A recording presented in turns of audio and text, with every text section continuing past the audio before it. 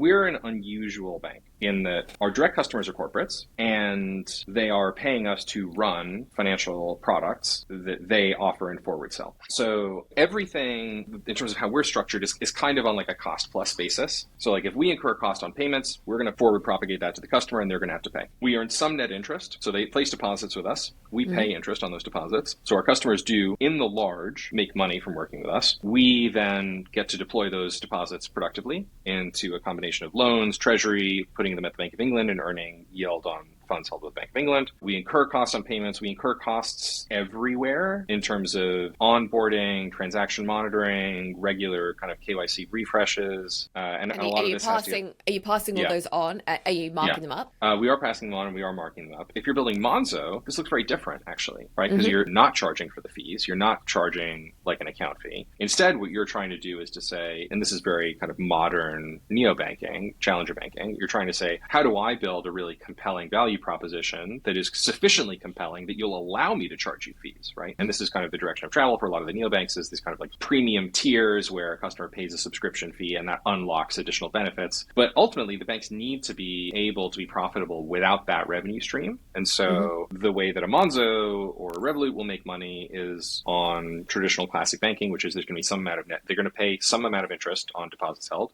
Generally not a lot. They're going to earn interchange on every card swipe. They're going to earn some amount of FX revenue on international payments. And they're eventually going to have to do loans because lending is by far the most lucrative thing you can do as a bank, like by some considerable margin. If you're a European bank, your client base will move around a decent amount and will spend in multiple currencies fairly often. And so FX revenue is pretty big. It's a pretty big second order one. You'll see kind of like, lending's the big one. And then FX is pretty big. Card issuing is less big because we have regulated interchange here in Europe. In the US, the dynamics are flipped, right? So no one makes an FX transaction when they go to Texas to New York. It's all dollars, right? So very little FX revenue, more for corporates, but not on retail. Card interchange by comparison is uncapped, particularly for smaller banks. So card interchange is a major revenue driver in the US, but still lending kind of dwarfs the thing. The weird thing about us is, again, because of our structure, I forget what the actual number is right now. It's like 70-80% fee revenue relative to net interest margin. Like that's not normal, but it's really nice for us. And it kind of goes to our structure as an infrastructure bank being very different from a normal bank.